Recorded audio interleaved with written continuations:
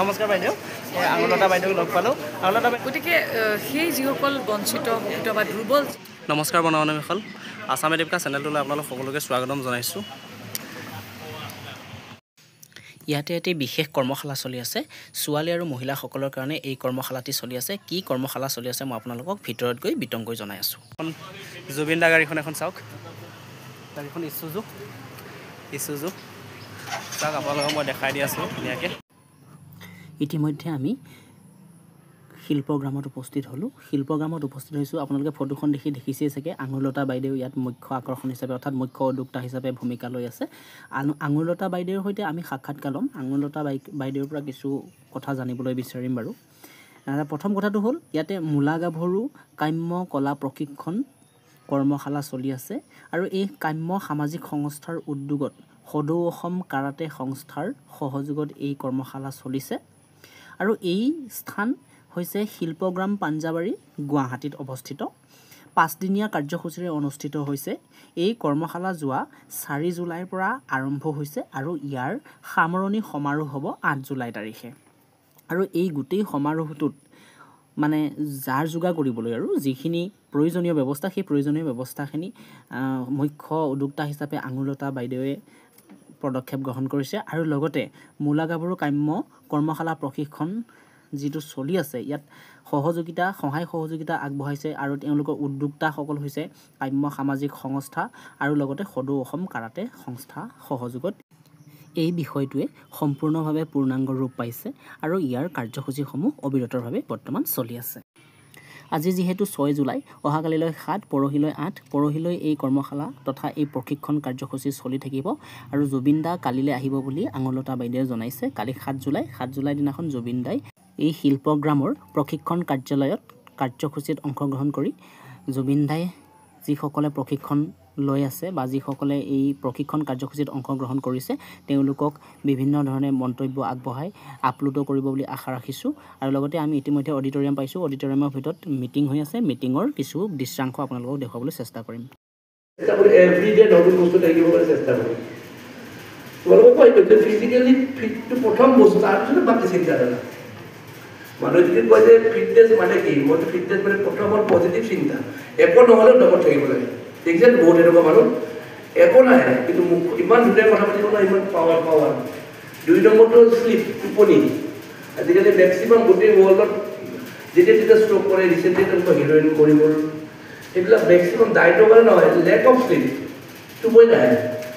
মানুহে কয় মই 2 ঘণ্টা শুওঁ মই 3 ঘণ্টা শুওঁ এইটো আচলতে ভাল কথা নহয় মিনিমাম 8 আৱাৰ্ছ শ্লিপ এটা মানুহক লাগে আৰু যিমানে ফিজিকেল লেভেল কৰা যিমানে মেণ্টেল লেভেল কৰা মেণ্টেল তেতিয়া টোপনিটো আৰু বেছি নহয় টোপনিটো এনেকুৱা নহয় যে বোলে শুই দিলোঁ টোপনি হৈ গ'ল এনেকুৱা নহয় তুমি যদি 6 আৱাৰ্ছ 7 আৱাৰ্ছ এটা টাৰ্গেট কৰা তাৰেহে 2 বা 3 ঘণ্টা সময় তোমাৰ ডিপ শ্লিপ হ'ব গতিকে শোৱাটো টাইম পালে শুব লাগে বাছ মানে শুৱা মানে কি আমি আজি গোটেই দিনটো কাম কৰিছোঁ অহাকালি আমি আমাৰ যিখিনি ৱেৰেন কেয়াৰ হ'ল লাং হাৰ্ট কিবা কিবি আমি যে ৰেষ্ট লওঁ ৰাতি শুওঁ তেতিয়া বডিটোৱে নিজে ৰিকভাৰী কৰিব না সেইকাৰণে টোপনিটো দৰকাৰ হ'ব 2-3 নম্বৰটো হ'ল তোমাৰ ডাইট ভাল ডাইট খোৱা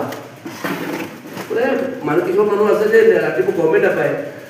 কি খাব গোটেই দিনটো যে কি চেঙা দিলে খালে কচু দিলে খালে কিবা দিলে খালে এইটো হ'ব নালাগে নিজৰ ডাইটখন নাথাকিব যে মই ৰাতিপুৱা এইটো খাম দুপৰীয়া এটা কণী খাম এইখিনি টাইমত এইটো খাম সেই বস্তুটো নিজে ঠিক কৰিব লাগে আৰু 3 নম্বৰ হ'ল এক্সাৰচাইজ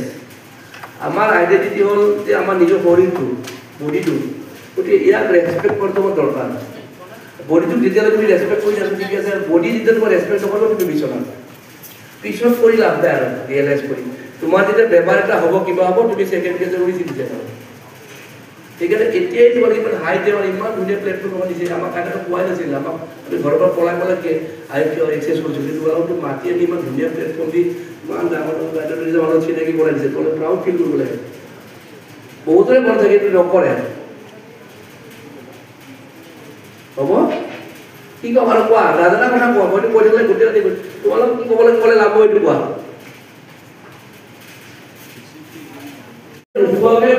ফাঁচি কৰি কি যাব নাজানো খাবা বাল কৰিবা হ'ব যেনেকৈ আপুনি নিজৰ গোটেই দিনটো এঘণ্টা সময় ওলাব পাৰি আছে এঘণ্টা ওলাবা আৰু সেইদৰে ফিল বেলেগৰ দিন যোনে নিজক ভাল পায় ইয়ে নিজৰ ফেমিলিটো ভাল পাব, পৃথিৱীৰ জাতিটো ভাল পাব। বহুত মানুহ আছে নিজকে ভাল নাপায়। তোমালোকে মিৰৰখন গ্লাছৰ টেবল চোৱা চোৱা ন, যোনে মিৰৰখন বেছি চোৱা সি নিজৰ জীৱন ভাল পাব বুজায়। হ'ব সকলো ধন্যবাদ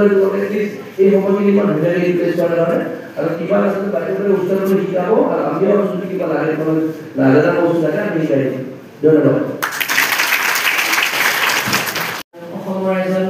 নৱপ্ৰজন্মক উৎসাহিত কৰা যুৱ নেতা শ্ৰীযুত প্ৰণৱ দত্তৰ ডাঙৰীয়া আমাৰ অনুৰোধ জনালোঁ।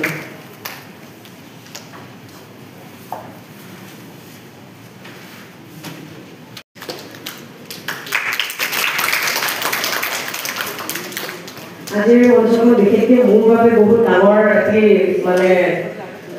পৰিৱেশ সৃষ্টি কৰিছে, কাৰণ মোৰ ক্লাছ 8ৰ পৰা ছ'চিয়েল বা ৰাজনৈতিক ক্ষেত্ৰখনত জড়িত লাগি লাগি এটা দেশতে কথা আজি আৰু নতুন দেশত কথা ক'ব লাগিব, গতিকে সেইকাৰণে ভয় লাগিছে। যি নহওক, আমাৰ মাজত আজি এটা সুন্দৰ দিনত উপস্থিত থকা ৰাইলে বৰুৱা ডাঙৰীয়া, মহাদেৱ ডেকা ডাঙৰীয়া আৰু অসম কাৰাটে সংস্থা আৰু কামনাৰ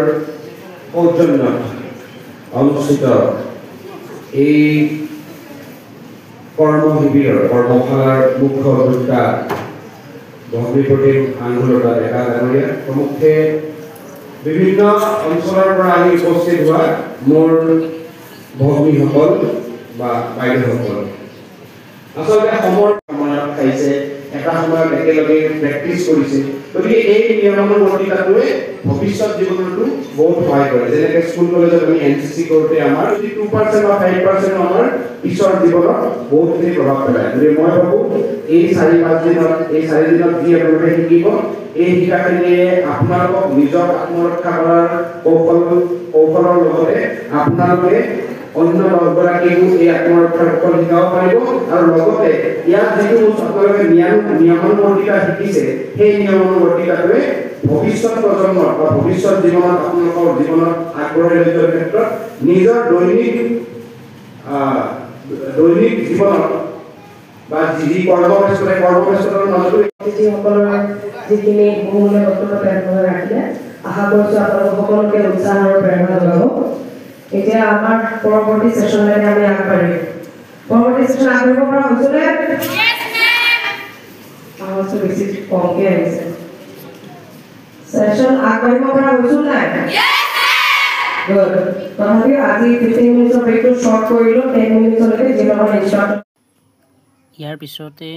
মিটিংখন শেষ হৈছে। গুৱাহাটীৰ বিধায়ক আহিছিল, দিগন্ত কলিতা ডাঙৰীয়া আহিছিল। এতিয়া আমি এই মিটিংখন শেষ হোৱাৰ পিছতে আঙুৰলতা বাইদেউৰ পৰা কিছু জানিবলৈ বিচাৰিম কৰ্মশালাখনৰ বিষয়ে। আপোনালোকক জনাই আছোঁ, আপোনালোকে আহকচোন। কৰ্মশালাখনৰ ওপৰত আঙুৰলতা বাইদেউ কি কয়? নমস্কাৰ বাইদেউ, মই আঙুৰলতা বাইদেউক লগ পালোঁ। আঙুৰলতা বাইদেউ, আপুনি যে মানে আমাৰ অসমৰ মহিলাখিনিৰ কাৰণে সামাজিক বিকাশৰ কাৰণে মূলা গাভৰুৰ এটা কৰ্মশালা পাতিছে, এই কৰ্মশালাটো পাতিবৰ কাৰণে আপোনাৰ মনত কেনেকৈ চিন্তাধাৰা আহিছে? যিহেতু আমি এগৰাকী সাংস্কৃতিক ক্ষেত্ৰৰ পৰা আহিছোঁ আৰু ৰাজনৈতিক ক্ষেত্ৰখনতো বহুত সময় কাম কৰিছোঁ আৰু এবাৰ বিধায়ক হোৱাৰ সুবিধা অৰ্জন কৰিছিলোঁ। গতিকে বিভিন্ন সময়ত যাওঁতে কিছুমান এনেকুৱা পৰিৱেশ আমি দেখিবলৈ পাইছিলোঁ যিবিলাক আমাৰ বিশেষকৈ মহিলাসকলৰ ক্ষেত্ৰত কিছুমান এৱাৰনেছ, সেইবিলাকৰ ওপৰত ভিত্তি কৰি অভিজ্ঞতাৰ ভিত্তিতে যাতে মহিলা যুৱতীসকল, যিহেতু আমি সকলোৱে জানো যে সকলোৱে 100% সম্পূৰ্ণ হৈ পৃথিৱীলৈ অহা নাই, গতিকে কাৰোবাৰ হয়তো শাৰীৰিকভাৱে দুৰ্বল, কোনোবা মানসিকভাৱে দুৰ্বল, কাৰোবাৰ হয়তো সিদ্ধান্ত দিব পৰা অপৰাগ, গতিকে সেই যিসকল বঞ্চিত শোষিত বা দুৰ্বল যিখিনি আছে বুলি মই দেখিছোঁ আমি, সেই যুৱতী মহিলাসকলক অথবা যিসকল মহিলাই বা যুৱতী আগবাঢ়ি যাব পাৰে অনাগত দিনত সমাজত,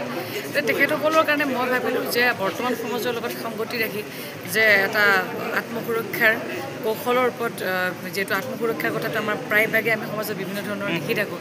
এই ধৰণৰ দৃষ্টিভংগীৰে যে সামাজিক, বৌদ্ধিক, শৈক্ষিক